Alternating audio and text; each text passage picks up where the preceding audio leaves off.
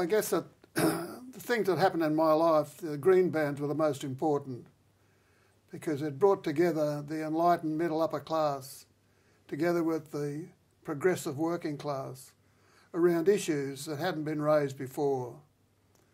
After all, wages and conditions was a prime consideration for unions.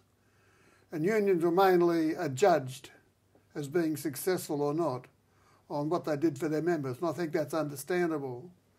But I think that where the green bands changed all that was they questioned the end result of labour, of what people should do with their labour, and should they have some control over the use of their labour. And I think that was a dynamic factor that brought together different classes coming together, the enlightened working class and the enlightened middle upper class coming together. And things like Kelly's Bush and the Struggle for the Rocks, Centennial Park with Patrick White were wonderful episodes of the green band movement. Well, I think that first of all there was enormous changes in the building industry. When I went into the Builders Labourers Union as an official, the tallest building in Sydney was a 12-storey building, 150 feet. And then when they lifted the height limit of buildings, the city exploded.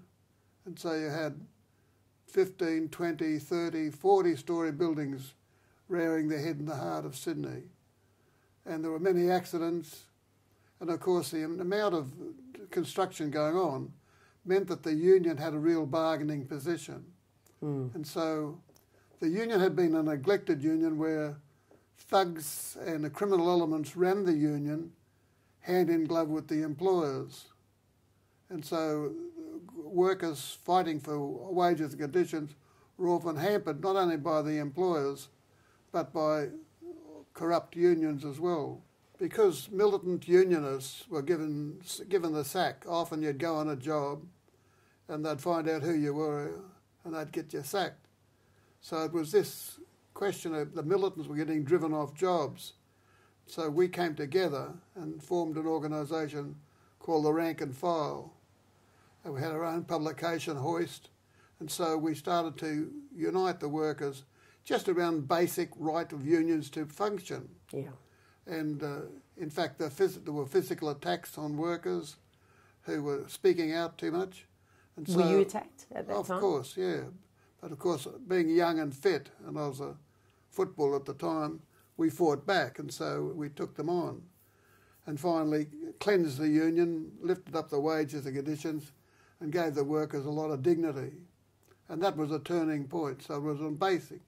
Wages and conditions were improved before we embarked on more important things of the wider ranging things that made the builders' labourers famous, like women working in an all-male enclave, migrant workers being given dignity. At the time, something like 60 or 70% of the workers were migrant workers, and migrants and Aborigines were quite numerous in the builders' labourers because the builders' labourers of the building industry did all the hard work.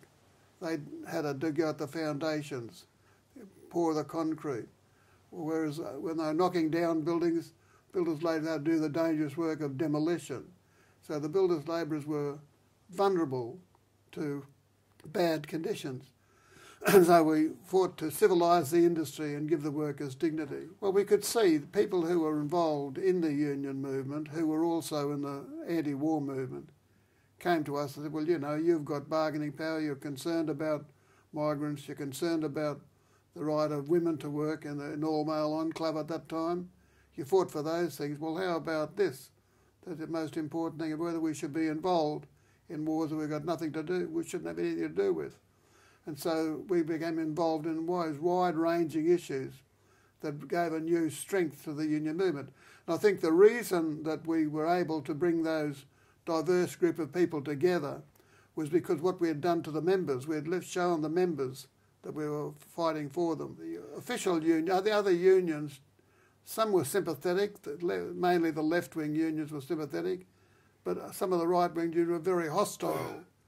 It was true that the political persuasion of the leaders of the rank and file and the builders' labourers were either communist or left-wing Labor. And at that time, the left-wing Labor and Communists worked pretty closely together. Myself as a communist, I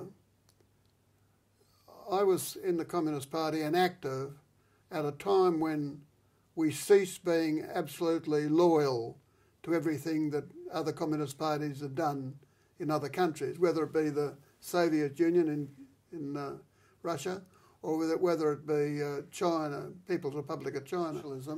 That I felt that capitalism was destructive to the working people. Why did you think that? How did you come to think that?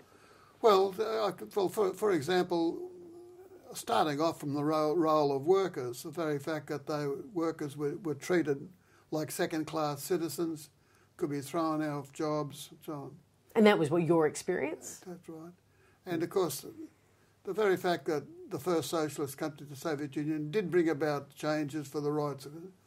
And of course, nobody could go through the first part of the 20th century and not be caught up in the whole question of socialism and capitalism. Mm. And it was life's blood going through. And so we were caught up in that thing.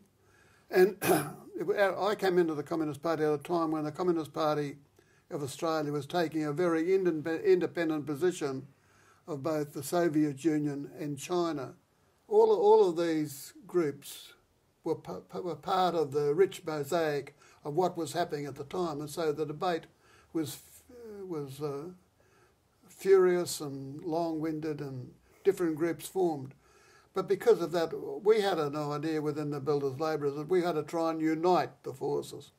So even though there could be strong ideological differences with different groups, our idea was they should be united as far as possible. Because the main thrust of the union movement was to educate the members, to educate their families and give them a new sense of the reality. And so we worked in the broadest possible way and not in a narrow sectarian way. Yeah. So tell me more about when you first thought about the idea of social responsibility of labour. Do you remember when you started talking about that? Well, I think because of the studying philosophy at party schools, I think one of the good things about the Communist Party at the time was that we had in the 6-week schools up at Minto, at the headquarters, where the Communist Party had a training group. And in those we looked at what's happening in Europe, what's happening in the United States, what's happening in Latin America, South America, and because what's happening in Asia as well. So because of that discussion of what was taking place, I gave it a broader possibility for socialism to take a real international approach. But I think that the thing that got me involved about the social responsibility of labour is that we really had broken through and unionised. We had something like, in New South Wales, about 100%, 95 to 100% in the union. So we'd unionised the membership, we'd unionised the union and gave the workers dignity.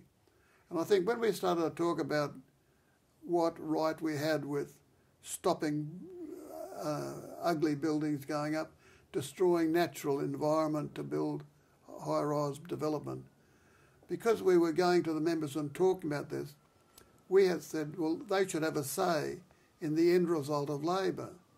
And I think this was a turning point that we raised, that the end result of labour should be something that the workers discussed. And when we put bans on jobs and we were attacked of holding up progress, no, we don't hold up progress. We want to build socially useful building, not ugly monstrosities that are going up. And so the question of judgment about what is a decent building, it shouldn't just be the sole right, the sole prerogative of the rich to determine which building, that ordinary people should have some say. And I think this attracted a lot of attention to the environmentalists who were talking about, wanting to build socially useful buildings. And so I think that the changing, when the bans went on, they were black bans, changing to green bans was the knockout point, because that brought in the question that we want to build buildings, but socially useful buildings.